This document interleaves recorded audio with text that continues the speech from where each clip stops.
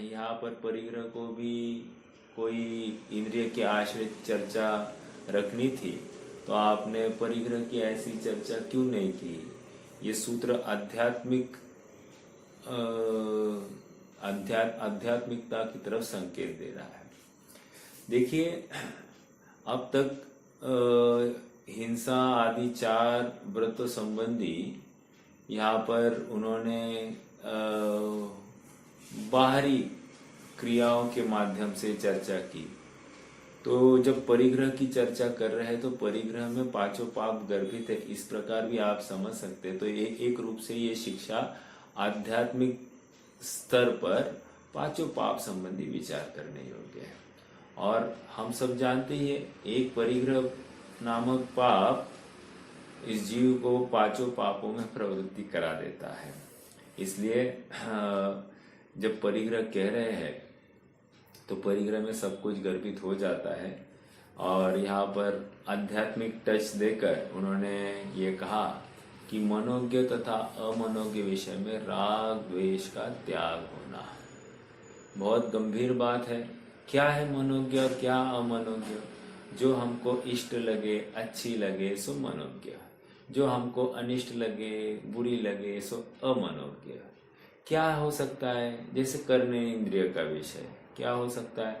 कोई विषय अपने को इच्छित नहीं है, ऐसा विषय हम सुन ले। जो खबर हम सुनना नहीं चाहते वो खबर हम सुन ले। कोई वचन हम सुनना नहीं चाहते वैसे वचन हम सुन ले। कोई भक्ति एक विशिष्ट स्वर में ही सुनना चाहे और अन्य स्वर में हम सुन ले, क्या होगा? कह रहे हैं अमनोज्ञ विषय का संयोग मिला। तो इससे क्या हुआ साहब? अमनोज्ञ विषय का संयोग हुआ तो कह रहे द्वेष हुआ, और इसको लेकर परिग्रह व्रत की भावना नहीं पली। ये समझ में आ रहा है क्या? उदाहरण दिया मैंने आपको एक जस्ट करने इंद्रिय का। हाँ, चक्षु इंद्रिय का क्या होगा? सुंदर रूप ही दिखना, मेरा चेहरा एकदम चमकाता हुआ होना, कपड़े एकदम अच्छे ही रखना, कपड़े एकदम ब्रांडेड रहना, और उसमें भी अलग अलग ब्रांड्स, हाई फाई ब्रांड्स वाले पहनना। तो जो कुछ है या दिखने में कोई हमारी एक कल्पना होती है कि कोई चीज़ कैसी होनी चाहिए, इसको लेकर कह रहे ऐसा कोई विकल्प चलता हो मनोज्ञ अमनोज्ञ संबंधी। एक मनोज्ञ में राग करना, जहाँ पर राग होता है उसका प्रतिपक्ष द्वेष खड़ा है अभिप्राय में। इसलिए बिल्कुल ऐसा छल ग्रहण नहीं करना कि भाई हमको द्वेष होता ही नहीं है, ऐसा बिल्कुल नहीं कहना। क्योंकि राग जो खड़ा है अपने आप अपने साथ में द्वेष को लेकर खड़ा है। यहाँ तक आया, विद्वानों ने यहाँ तक चर्चा की कि यदि मुझे एक वस्तु के प्रति राग हो गया, एक वस्तु के प्रति, बाकी किसी के प्रति राग नहीं, एक ही वस्तु के प्रति राग हुआ, तो समझना कि एक वस्तु के प्रति राग है, अर्थात जगत के अनंत पदार्थों के प्रति मेरा द्वेष भाव छिपा है। और एक वस्तु के प्रति मुझे द्वेष है तो समझना जगत के अनंत पदार्थों के प्रति मेरा राग भाव छिपा है। सब एक के अगेंस्ट अनंत ऐसा ही है, क्योंकि एक के अगेंस्ट अनंत आश्रित है। समझ में आ रहा है? देखो, जैसे मुझे मेरे बेटे के प्रति बहुत राग है, राइट? बेटे का कुछ भी हो जाए ये मैं देख नहीं सकता, गलत कुछ होगा ऐसे देख नहीं सकता, बराबर। इसको लेकर क्या है? अब मान लो उसको शारीरिक कमजोरी है, तो शारीरिक कमजोरी के कारणों के प्रति द्वेष हुआ, क्या हुआ? दूसरा, मान लो उसको पढ़ाई करने के लिए समय नहीं मिलता है, तो पढ़ाई नहीं करने के कारणों के प्रति द्वेष, बराबर। तो ये जितने भी बातें, एक मेरे बेटे के प्रति मेरा राग, मुझे कितने पदार्थों के प्रति द्वेष, अब ये लिस्ट तो बढ़ती जाएगी, लिस्ट बढ़ती जाएगी। तो कहने की बात इतनी है कि एक के प्रति राग वो अनंत के प्रति द्वेष खड़ा करता है, एक के प्रति द्वेष ये अनंत के प्रति राग खड़ा करता है। और इसलिए यहाँ पर मनोज्ञ तथा अमनोज्ञ विषयों में राग द्वेष का त्याग होना, यह अत्यंत जरूरी है। अर्थात जब वस्तु स्वरूप इस जीव को समझ में आता है, मैं कौन हूं ये समझ में आता है, द्रव्य व्यवस्था इसको समझ में आ जाती है, द्रव्य के परिणमन की व्यवस्था इसको समझ में आती है, 6 सामान्य गुणों का निश्चितीकरण हो जाता है, प्रत्येक अवस्था प्रत्येक पर्याय नक्की है, निश्चित है, स्वकाल में प्रत्येक द्रव्य में खचित है, ऐसा जिस जीव का निर्णय हो गया वो जीव सम्यक्त्व के पात्र है। अर्थात वो राग द्वेष से रहित हो गया, उसने 5 पापों के त्याग की भावनाएं भा दी। समझ में आ रहा है? अब आप ये प्रश्न कर सकते हैं कि साहब यहाँ पर तो मनोज्ञ अमनोज्ञ विषय, अभी देखो ना, जैसे हिंसा क्यों करता है, एक प्रश्न है, सीधा प्रश्न क्या है, हिंसा कोई जीव क्यों करेगा? कोई चीज अमनोज्ञ लगी एक, या फिर उसको बहुत पैसा मिल रहा था और इसलिए उसने पैसे के लिए क्या किया, हिंसा कर दी। हो सकता है ऐसा, हो सकता है। किसका कोई उदाहरण है क्या आपके ज्ञान में कि मान लो मेरा किसी के प्रति बैर नहीं है लेकिन पैसा मिला इसलिए मैंने सामने वाले का मर्डर किया, ऐसा हो सकता है? उदाहरण तो बहुत मिलेंगे, उसमें क्या है। देखो, एक यूएस के प्रेसिडेंट थे जॉन एफ कैनेडी, उनका मर्डर हुआ था, उनको मारा गया था। कैसे मारा गया था?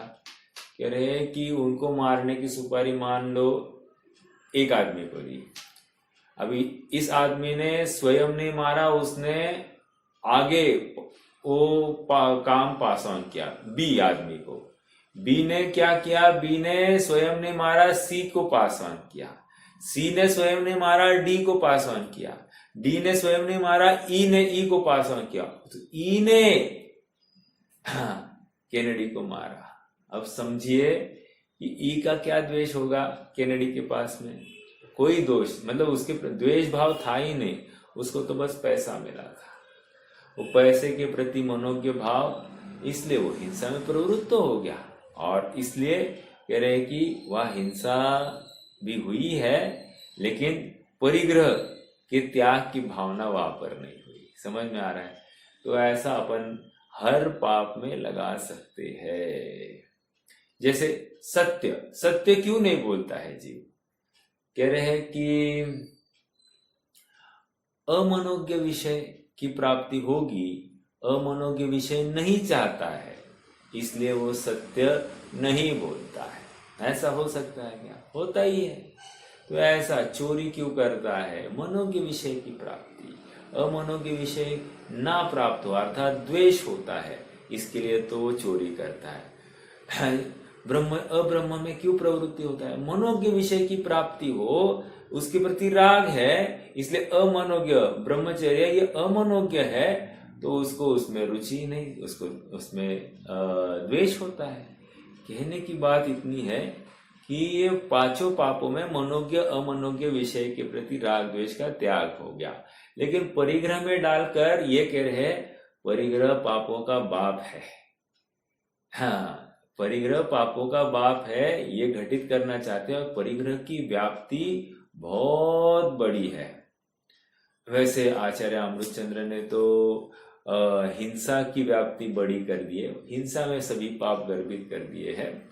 और अपन अभी परिग्रह में सभी पाप गर्भित कर रहे हैं। At the end of day अपन पाप की तो चर्चा कर रहे हैं, तो आप हिंसा में सभी पाप गर्भित कहो या असत्य में सभी पाप गर्भित करो, चलेगा? असत्य में सभी पाप गर्भित चलता ही है। किसी विद्वान ने अपने किताब का नाम क्या है, माय एक्सपेरिमेंट्स विथ ट्रुथ, में सत्य के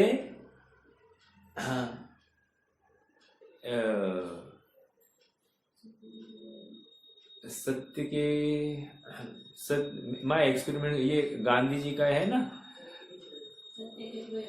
सत्य के प्रयोग, सत्य के प्रयोग, ऐसा उनकी किताब का नाम है।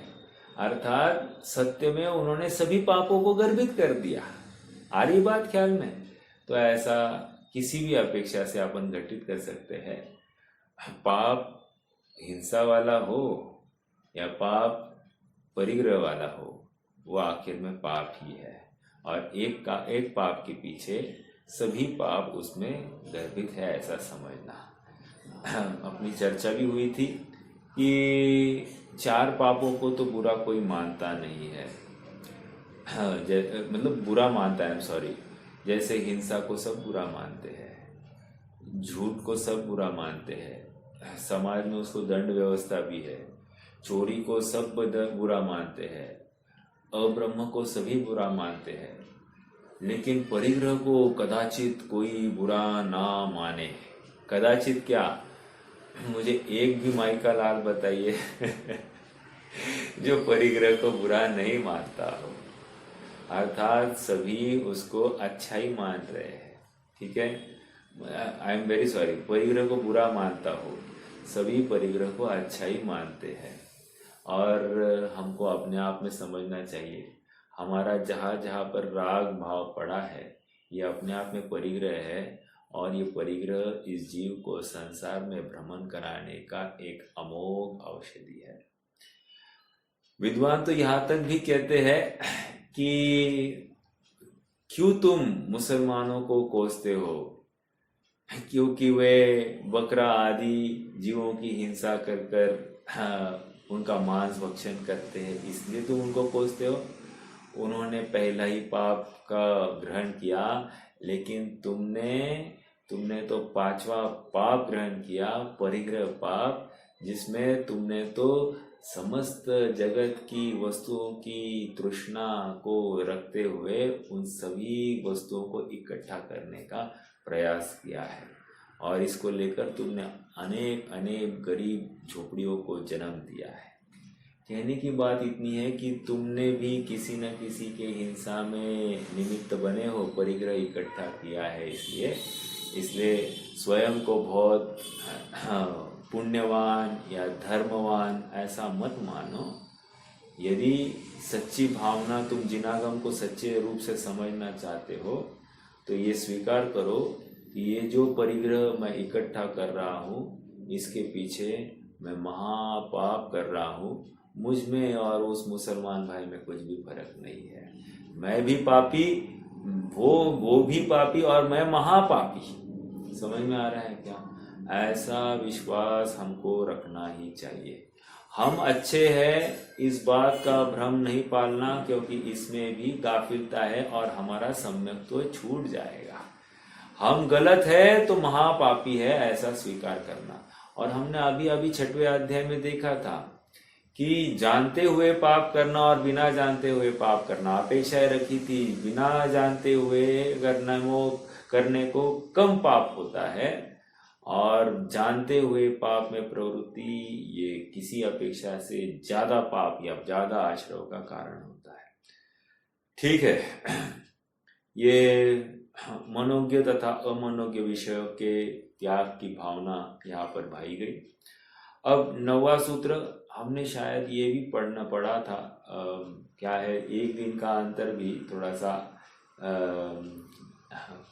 भूलन सा कर देता है। हिंसादि, लेकिन आज जितनी भी चर्चा आई ये सब नवीन आई, रिपीटेटिव कुछ नहीं आया, नवीन ही बात आई।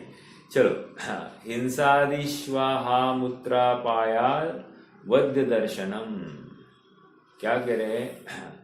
हिंसादि, अब यहाँ पर क्या कह रहे हैं? अन्य भी भावनाएं। अन्य भावनाएं मतलब आप अभी तो 5 पाप की भावना, 5 रतों की भावनाएं बोली। हाँ, इनके अलावा और भावनाएं समझना। क्या है? कह रहे हिंसादि 5 पाप जो है ना, वे क्या करते हैं? कह रहे हैं वे इस लोक में तुम्हें निंदा का पात्र करते हैं, और कह रहे भविष्य में तुम्हें अवध्य, अर्थात एक मिनट, अवध्य का क्या अर्थ बोला था मैंने?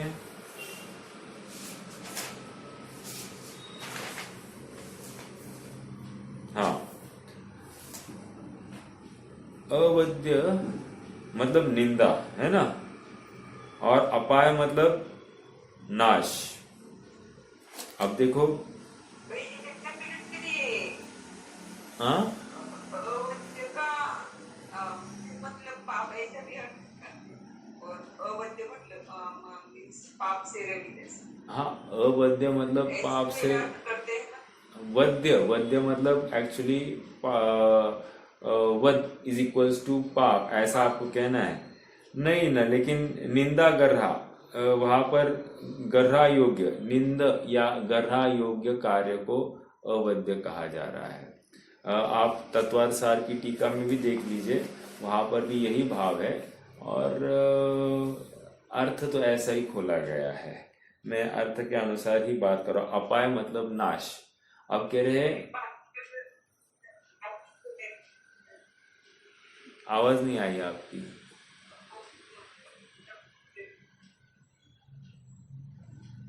अवध्य मतलब पाप से रहित, ऐसा दूसरे ग्रंथ को भी कहीं नहीं किया है। किसमें किया है?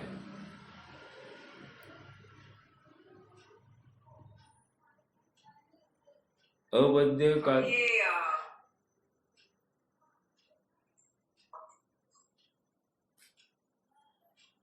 एक मिनट, हाँ, ये स्वयं स्तोत्र में भी वो वास्तुपूज्य भगवान की स्तुति में बताया ना, सावध्य, ऐसा सवध्य मतलब पाप से सहित ऐसा। अच्छा, और ये पाप से युक्त है, ऐसा कहना है। ये अ, पाप से रहित है ना, यानी यहाँ पर का लगी। अवद्य, ठीक है। नहीं नहीं नहीं, यहाँ पर देखिए, अभी सूत्र के अनुसार ये करना है, हिंसादि विश्वा, हिंसादि ईश्वा, हा मूत्रा, अपाय, अवद्य दर्शनम। मतलब क्या? ईश्वा मतलब इस लोक में, तो इस लोक में क्या हुआ? इस लोक में तुम्हारे अकीर्ति हो गई, तुम्हारे अप्रसिद्धि हो गई, इसलिए प्रसिद्धि का नाश हुआ, ऐसा ये कह रहे हैं। और अवद्य मतलब वहां पर तुम्हें, तुम निंदा के पात्र निंदा तो वहां हो गया ना। देखो, इस लोक में सुख शांति का नाश हुआ, अपाय का अर्थ नाश, और अवद्य मतलब निंदा, यही करना है। एक मिनट, मैं तत्वार्थ सार में देखता हूं ना, एक मिनट अपन देख लेते हैं। नहीं, आप जो कह रहे हैं ना सावध्य, सावध्य मतलब देखो, आरंभ की क्रिया का त्याग होना, सावध्य त्याग की क्रियाएं कह देते हैं, इसमें कोई विरोध नहीं है उसमें। बट यहाँ पर अपेक्षाकृत प्रकरण के अनुसार अर्थ थोड़ा सा चेंज हो जाता है, एक शब्द के अनेक अर्थ संभव है। यहाँ पर कैसे लगाएंगे? मैं ये, इस लोक में क्या हो गया, तुम्हारे अनुकूलता का नाश हुआ, और परलो या फिर और परलोक में क्या हुआ, वहां पर तुम्हारी निंदा का कारण बन गया। क्या? ये 5 व्रतों की भावनाएं तुमने नहीं भाई ना, तो इसको लेकर ये प्रॉब्लम हुआ। ये इतनी सी बात है। इस लोक में तुम्हें यश कीर्ति का नाश होना, और अगले भव में तुम निंदा के पात्र हो गए, इतनी सी बात है।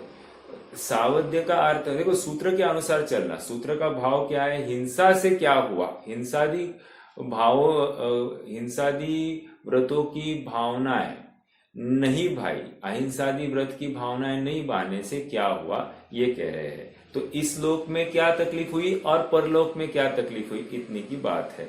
अब सावध्य मतलब वहां पर पाप, परलोक में पाप क्या होगा? पॉइंट टू बी नोटेड, यहाँ पर पाप नहीं है, वहां वो निंदा का पात्र हो गया, ऐसा अर्थात पापी कहलाए। अगर आप वैसे लगाना चाहते हो तो वो पापी कहलाएगा। अभी हमको मान लो कि कोई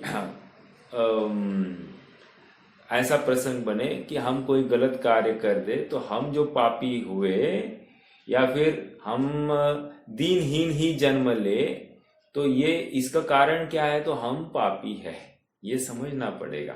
तो उस रूप में यहाँ पर वो अर्थ लिया जा रहा है। एक मिनट, तत्वार्थ सार अपन पढ़ते हैं। क्या है पेज नंबर, किसी को मालूम है?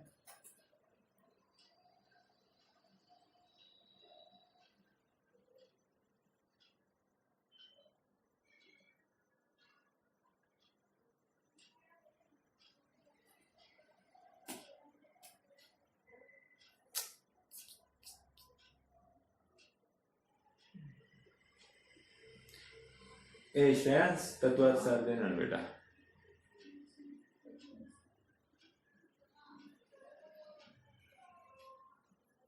ठीक है, वो होने दो, मैं अपन वो पढ़ेंगे।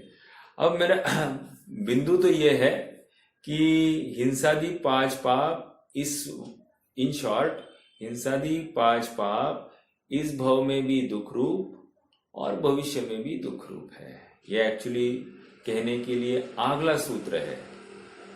इस सूत्र में तो क्या कहा कि एक तो निंदा का कारण, हिंसादि पांच पाप, ये हिंसा का कारण इस लोक में, अगले भव में निंदा का कारण, और इसलिए 10वें सूत्र के माध्यम से दुख में वाह, एकांत दुख रूप है, एकांत दुख रूप है, ऐसा यहां पर समझना।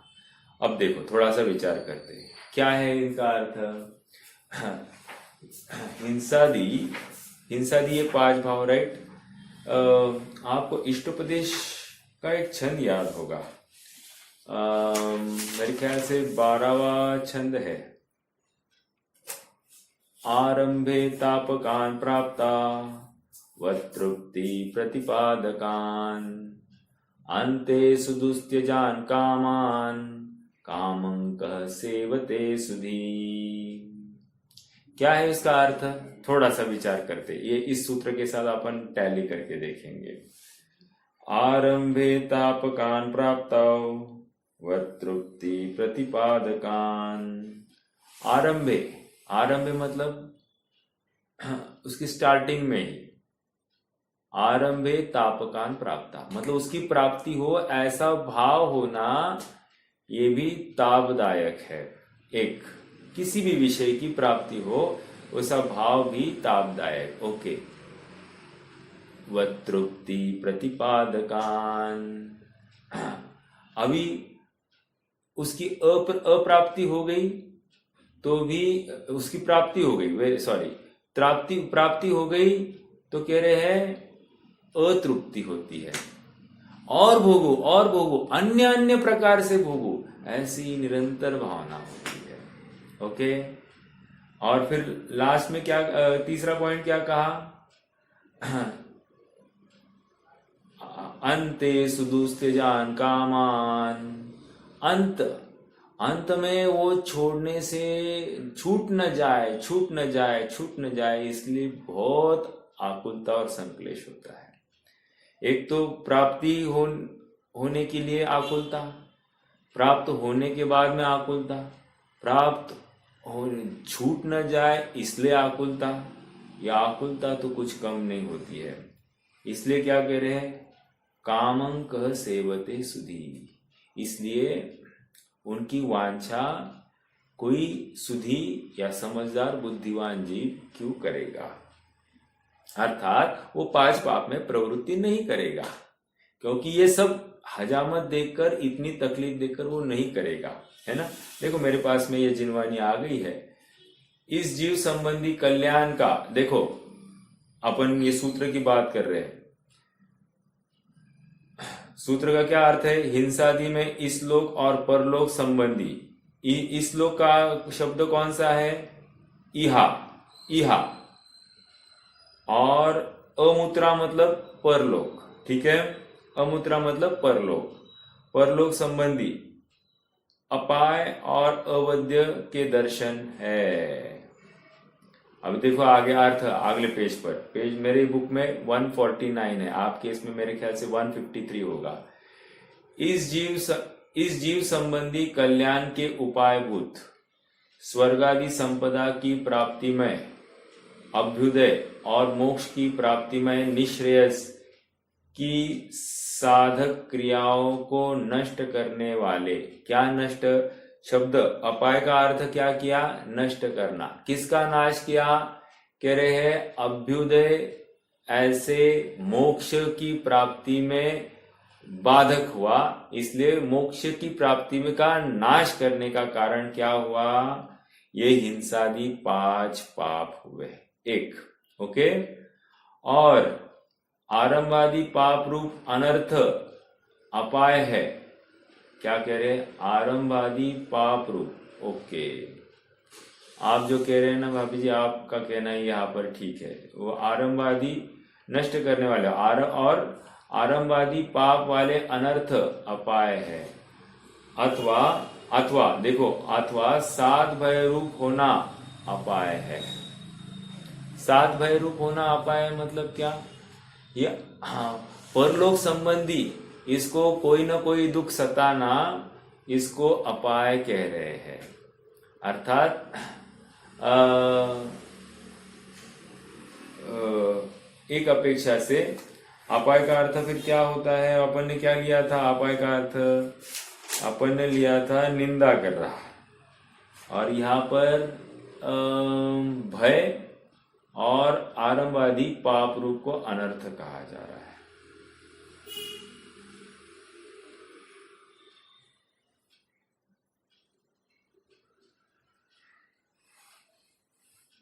आगे देखो, हिंसादि पापों से इस लोक में कल्याण का नाश। अभी आ रहा है फिर से, कल्याण का नाश मतलब इस लोक में कल्याण का नाश मतलब अपाय, और परलोक में खोटी गति की प्राप्ति। खोटी गति की प्राप्ति मतलब हाँ, निंदनीय अवस्था, ऐसा मैं कर रहा हूं। प्राप्ति होती है पापों के संबंध में सदा ऐसी भावना करना चाहिए। ठीक है, ओके। हाँ, तो आपका भी अर्थ सही है कि यदि इस भव संबंधी लेते हैं तो आरंभादि 5 पाप को अवध्य लिया जा सकता है, कोई प्रॉब्लम नहीं। ठीक है,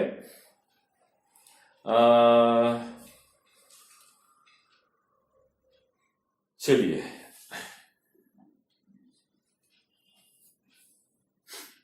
तो एक बात अपन ने ये भी देख ली कि ये हिंसादि 5 पाप ये अपने आप में अत्यंत अत्यंत दुख रूप। क्यों?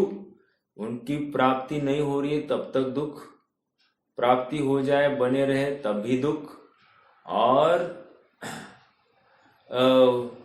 भविष्य में ये फिर से हमसे ना छूटे इसलिए दुख। अब हिंसा में कैसा घटित करेंगे अपन ये 5 पाप? हिंसा दी 5 पाप दुख की बात चल रही ना, तो हिंसा में कैसा घटित करेंगे? मान लो मुझे किसी का वध करना है, तो वध करना है तो वध नहीं हो रहा है तब तक आकुलता है कि नहीं? वध करो, मारना हो, कुछ भी, कोई मतलब कोई भी क्रिया करनी है, जब तक वो कार्य नहीं हो रहा है तब तक मैं आकुल चित्त हूं कि नहीं? संक्लेश से युक्त हूं, बिल्कुल हूं। हाँ, फिर वो जब कार्य कर रहा हूं उस समय मैं संक्लेश से युक्त हूं क्या? बिल्कुल हूं। कोई देख न ले, कोई देख न ले, राइट? तो ये क्या हो गया? फिर से आकुलता। और फिर करने के बाद में भी मैं पकड़ा न जाऊं, ऐसा निरंतर भावों संक्लेश का परिणाम होता रहता है। इसलिए हिंसा। झूठ में भी लगाइए, झूठ भी ऐसा ही है। झूठ बोलने से पहले ये जीव कभी भी निश्चिंत नहीं रह सकता। वो अंदर में भले बाहर की रिएक्शन की बात नहीं करते, कोई बाहर में इतना शांत रहता है और अंदर वो आकुल चित्त हुआ है, ऐसा हो सकता है, बिल्कुल होता है। समझ में आ रहा है? जैसे मेरी कोई गलत बात पकड़ी गई है और मैं रिएक्ट नहीं कर रहा हूं, मैं बाहर से एकदम शांत हूं, लेकिन उस समय में अब मेरी बात पकड़ी गई, इसको लेकर मुझे खेद संक्लेश हुआ है कि नहीं? होता ही है। तो ये होना, ये कह रहे हैं वर्तमान में भी आकुलता का कारण, और भविष्य में भी ये किसी को मालूम ना पड़े, कोई मालूम ना पड़े, ऐसा जो भाव, ये संक्लेश अर्थात निरंतर यहाँ पर दुख का कारण है। संक्लेश है, आकुलता क्या है? एकांत दुख रूप है। आकुलता एकांत दुख रूप है। इसलिए अगला सूत्र भी देखिए, दुख मेव वा, एक मेव दुख है। अपन थोड़ा सा इसमें और मॉडिफिकेशन करें इस सूत्र में, वर्तमान में दुख रूप और भविष्य में भी दुख रूप, सॉरी, वर्तमान में दुख रूप और भविष्य में दुख का कारण। ये शब्द समझ में आ रहा है क्या? वर्तमान में दुख रूप और भविष्य में दुख का कारण। जैसे उदाहरण देता हूं, हम कहते हैं बेटा अभी थोड़े से दुख सह लो, भविष्य में फिर तुम सुखी होोगे। ऐसा हम हमेशा कहते हैं। अभी थोड़े से कष्ट है, अभी थोड़े कष्ट कर लो तो भविष्य में तुम सुखी हो जाओगे। लेकिन अपना अध्यात्म या जिनागम क्या कहता है? जो वर्तमान में दुख रूप है वो भविष्य में भी दुख का कारण होगा। जो वर्तमान में सुख रूप है वो भविष्य में भी सुख का कारण होगा। जो भविष्य में सुख का कारण है वो वर्तमान में सुख रूप ही है। जो भविष्य में दुख का कारण है वो वर्तमान में दुख रूप ही है, एकांत दुख रूप है। मैं ये कह रहा था कि जो एकांत वर्तमान में दुख रूप है वही भविष्य में दुख का कारण होगा। अपन वो भी चर्चा करेंगे। ये डिराइव मैंने क्यों किया और कैसे किया। जैसे देखो, मंगलमय मंगल करण, मंगलमय और मंगल करण, वीतराग विज्ञान। वीतराग विज्ञान को क्या कहा? वीतराग विज्ञान मतलब जो संवर भाव है, निर्जरा भाव है, आत्मा के आश्रित भाव है, उसको मंगलमय कहा और मंगल का कारण कहा। राइट?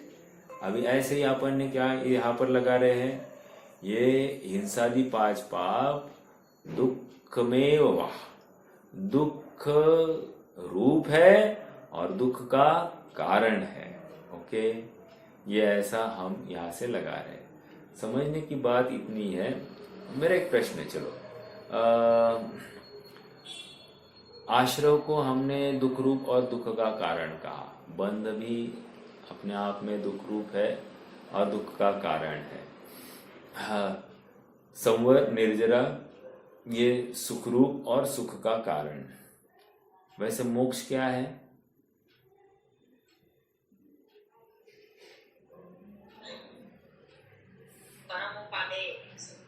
हाँ, नहीं नहीं नहीं नहीं, अभी मैं जो बात कर रहा हूं उसके उस परिप्रेक्ष्य में, सुखमय है या सुख रूप है या सुख का कारण है मोक्ष?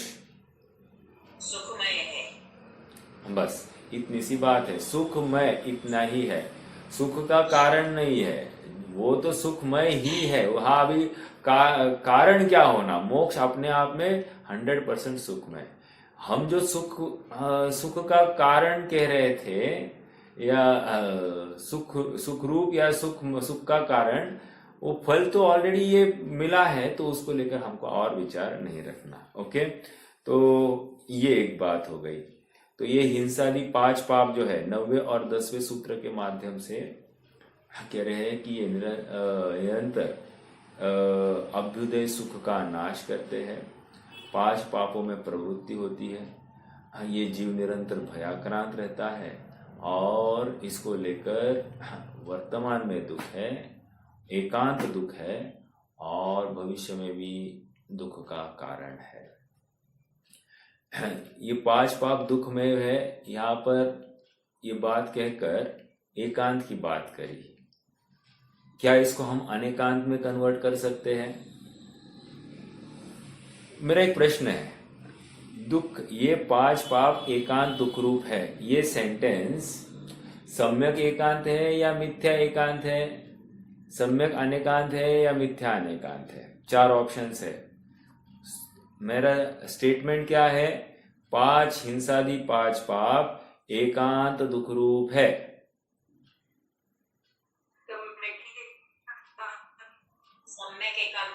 सम्यक एकांत है। ओके, अब दूसरा प्रश्न है मेरा, क्या मैं इसको सम्यक अनेकांत में कन्वर्ट कर सकता हूं? इसी स्टेटमेंट को सम्यक अनेकांत करना है। क्या करना पड़ेगा? 5 पापों का त्याग कर दो तो सम्यक अनेकांत हो जाएगा। ना ना ना ना, ऐसे नहीं, ऐसे नहीं। स्टेटमेंट को मुझे कैसे चेंज करना है? स्टेटमेंट में कुछ चेंज करना पड़ेगा ना, तभी उसको मैं सम्यक अनेकांत कहूंगा। अनुव्रत महाव्रत में कन्वर्ट कर दो। ना ना ना, देखो मैं ये कह रहा हूं 5 पाप एकांत दुख रूप है, ये हो गया सम्यक एकांत का कथन। अब मैं इस कथन को ऐसा कुछ चेंज करूं, इसमें कुछ जोड़ूं, जिसको लेकर अब मेरा स्टेटमेंट सम्यक अनेकांत रूप होगा।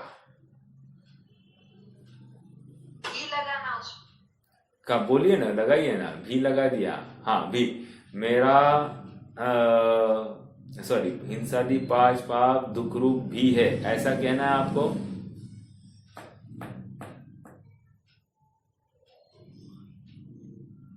एकांत दुख रूप भी है। एकांत दुख रूप भी, ई आएगा। फिर वो तो सम्यक एकांत हो रहा है। और भी लगाएंगे, भी आप कह तो रहे जहां पर भी वहां पर अनेकांत, ठीक है, वो लॉजिक तो समझ में आया, लेकिन आप स्टेटमेंट बनाइए। स्टेटमेंट ऐसा बना सकते हैं क्या? देखो मैं एक एग्जांपल दे, ये मेरा राइट हैंड है, लेफ्ट हैंड नहीं। समझ में आया? ये हो गया सम्यक अनेकांत। अब यहां पर लगाकर बताइए।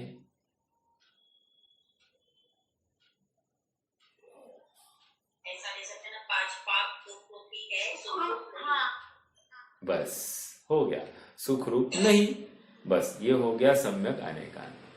ऐसा मतलब ये हमको एक स्टेटमेंट में एकांत अनेकांत दिखा सकते हैं, ठीक है। चलिए, हाँ, मैं एक बात कह रहा था कि जो वर्तमान में दुख रूप है वो भविष्य में भी दुख का कारण ही है। अभी इस पॉइंट को हमको विचार करना है।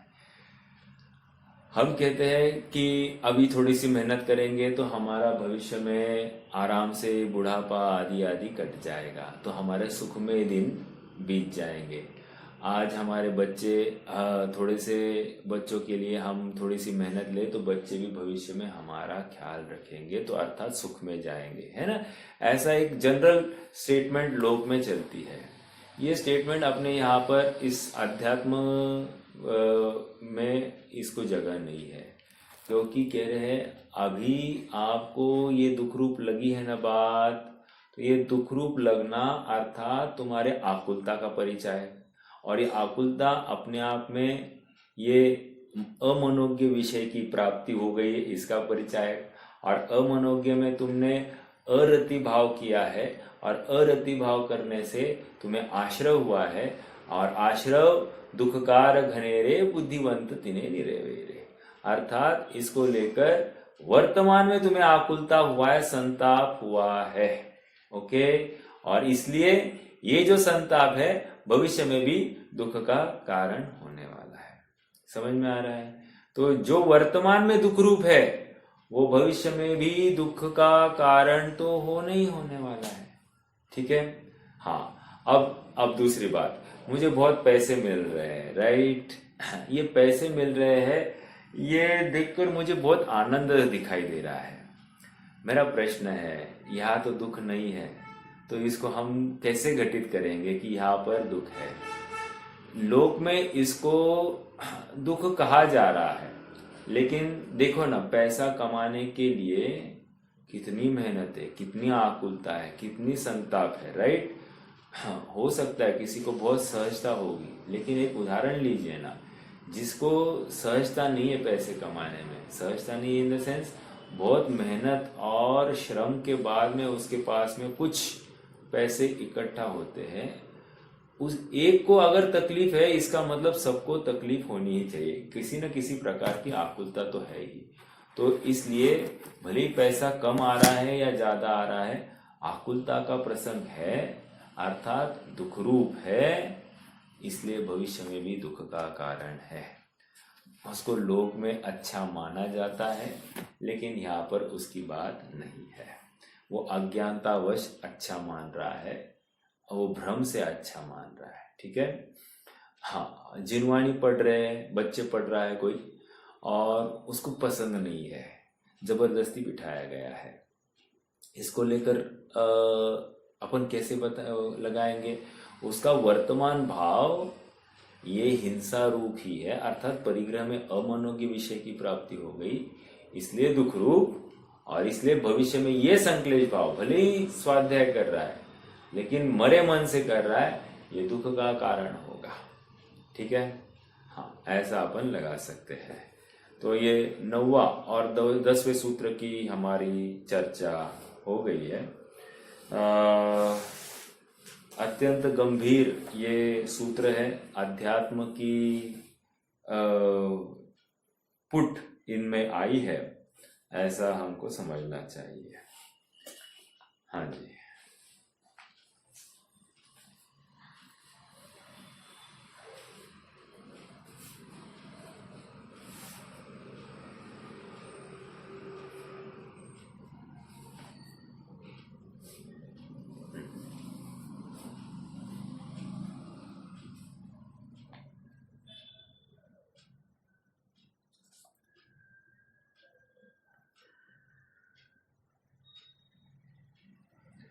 देखो अब यहाँ पर तालिका में भी निंदनीय पना दिखाया है अवध्य को। अपेक्षा बहुत है, हर अपेक्षा को हमको ख्याल में रखना पड़ेगा। अगले सूत्र की तरफ बढ़ते हैं। मैत्री प्रमोद कारुण्य माध्यस्थानी च सत्व गुणाधिक क्लिश्यमाणा विनयेषु। संधि करके देखते हैं। मैत्री प्रमोद कारुण्य माध्यस्थानी च सत्व गुणाधिक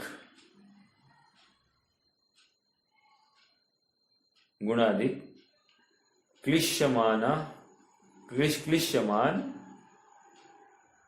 अविनयेषु।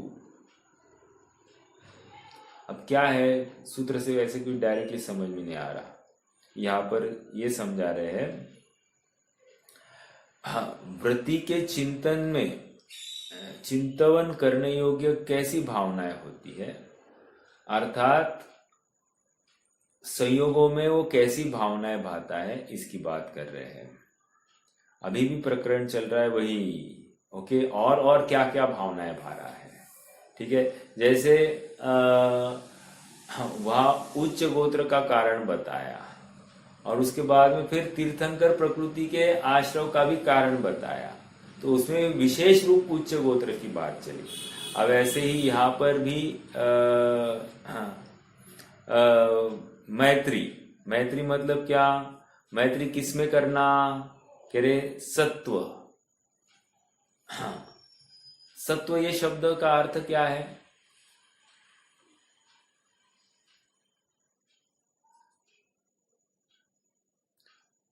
संसार दुखता प्राणी मात्र। बहुत अच्छा शब्द ऐसा सुना है कहीं?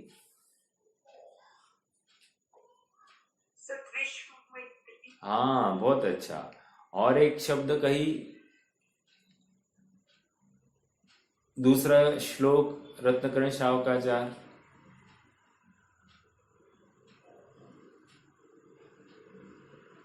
वहां पर भी संसार दुखतः सत्वान। सत्वान मतलब साधक पुरुष या जीव। ठीक है, और एक जगह पर है मेरे ख्याल से, कारिका में है, कारिका, हाँ, ये अलंघ्य शक्तिर्भवितव्यतेयं हेतुर्द्वयाविष्कृत कार्यलिंगा। अनीश्वर नहीं, वहां पर जंतु है, जंतु। अनीश्वरो जंतुरहं क्रियार्थ संहत्य कार्येष्विति साधुवादी। वहां पर साधुवादी। ओके, जंतु जंतु जंतु मतलब जीव। ओके, अब यहाँ पर सत्व मतलब एक्चुअली सत्व ये इसका मूल शब्द क्या है, धातु। कह रहे जो सत्तावान है उसको सत्व कहते हैं। अब कौन कौन सत्तावान है, कह रहे 6 पदार्थ सत्तावान है, तो 6 पदार्थ को सत्व कहा जाता है सचमुच। लेकिन यहाँ पर जीव मात्र को सत्व कहा जा रहा है, अर्थात सत्तावान कहा जा रहा है। कारण क्या है, क्योंकि जीव को तो समझाना है, तू सत्तावान है, थोड़ी और किसी को समझाना है, हमको जीव को समझाना है। ठीक है, इसलिए सत्वेषु मैत्री। हाँ, ओके, सत्वेषु मैत्री, इसको मेरी भावना में कैसे कह सकते हो? नहीं, नीरव निर्जर की हिंदी अनुवाद क्या है? प्रेम भाव हो सब जीवों में। ठीक है, प्रेम भाव हो सब जीवों में। हाँ, सत्वेषु मैत्री। आगे प्रमोद। प्रमोद किस में करना? गुणाधिक, गुणाधिक में प्रमोद करना, मतलब जिसमें अधिक गुणों की प्राप्ति दिखाई देती हो, जिसमें अधिक गुणों का धारी कोई जीव हो, उसमें क्या करना? प्रमोद करना, हर्ष करना। ठीक है, मैत्री किसके साथ में करना? प्रत्येक जीव मात्र के प्रति तुम्हारा मैत्री भाव होना चाहिए।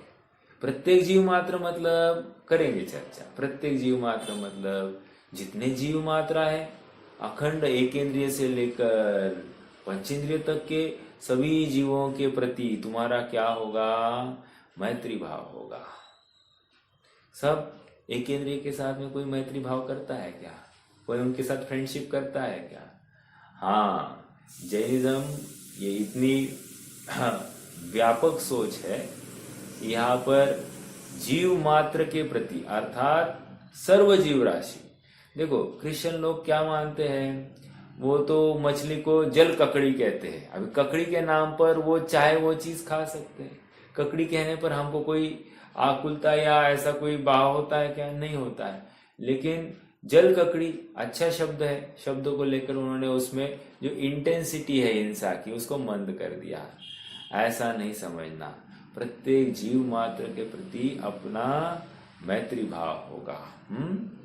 हाँ, देखो श्रीमद् हुए, श्रीमद् तो ऐसा कहते थे, जब मैं किसी फल को सब्जी को छीलता हूँ, जब सुधारते हैं ना अपन, तो कह रहे मैं ऐसा विचार करता हूँ जैसे मेरी काया को कोई छील रहा है। समझ में आ रहा है क्या? कितना गंभीर और दर्द भरा उनके भाव होने चाहिए। मतलब कितने भीगे परिणाम, गिल्ट फीलिंग उनको आ रहा है कि भाई मैं कोई गलत कार्य कर रहा हूँ। अब मेरा प्रश्न है, अपन जब भी फ्रूट्स खाते हैं, कुछ भोजन करते हैं, ऐसा गिल्ट परिणाम आता है क्या हमको? जब हम अग्नि जलाते हैं, गैस कुकर आदि सब लगाते हैं, ऐसा लगता है कि हम कुछ गलत कर रहे हैं। अरे ये भाव स्पर्श भी नहीं कर रहा है। तो कह रहे मैत्री भाव किसके प्रति? जीव मात्र के प्रति। हम कोई लाइट लगा देते हैं, लाइट लगा रहे उस समय हमको लगता है कि हमारा मैत्री भाव या अमैत्री भाव, ऐसा कुछ, अरे इसमें क्या, बराबर है। हम किसी भी फैन चालू कर दिया, एसी चालू कर दिया, एक झटके में सब कर लेते हैं, हमको वहां जीव मात्रा दिखाई देती है या नहीं? समझ में आ रहा है? तो गंभीरता से विचारणीय बिंदु है कि मैत्री भाव हुआ है या नहीं, और जीव मात्र के प्रति हमारा मैत्री भाव होना है ना।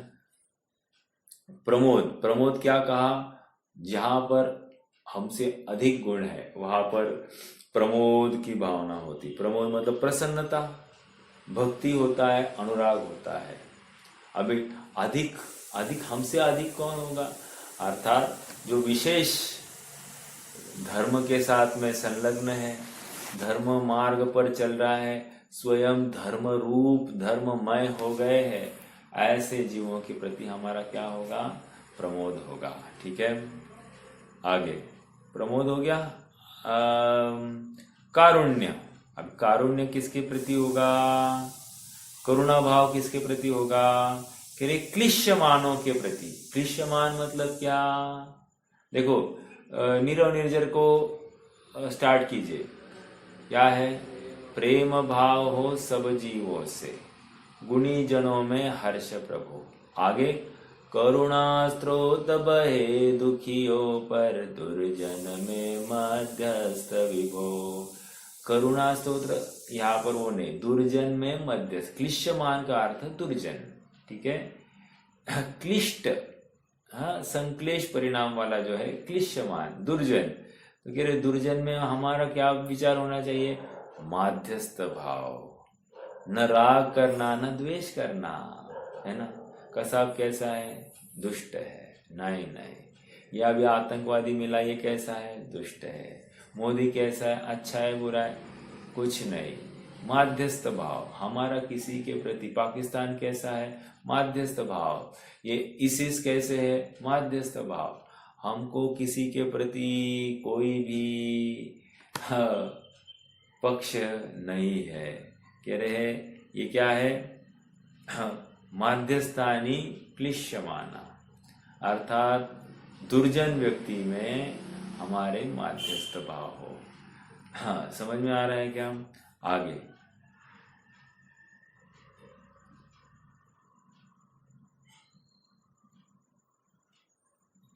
कारुण्य, कारुण्य क्लिश्यमाना। माध्यस्थानी क्या है? मध्यस्थ भाव क्या है? मैंने गलत कहा क्या? करुणा भाव, एक मिनट,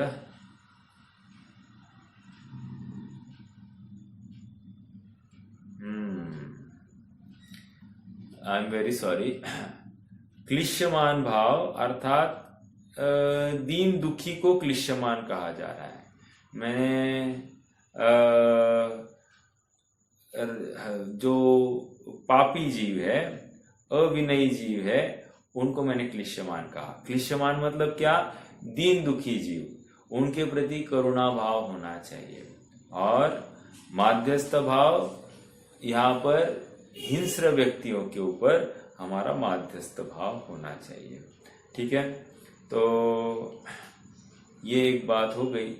इस छंद की चर्चा अपन और कल चालू रखेंगे। कोई विशेष बात होगी तो रखेंगे, नहीं तो आगे बढ़ेंगे। आज संबंधी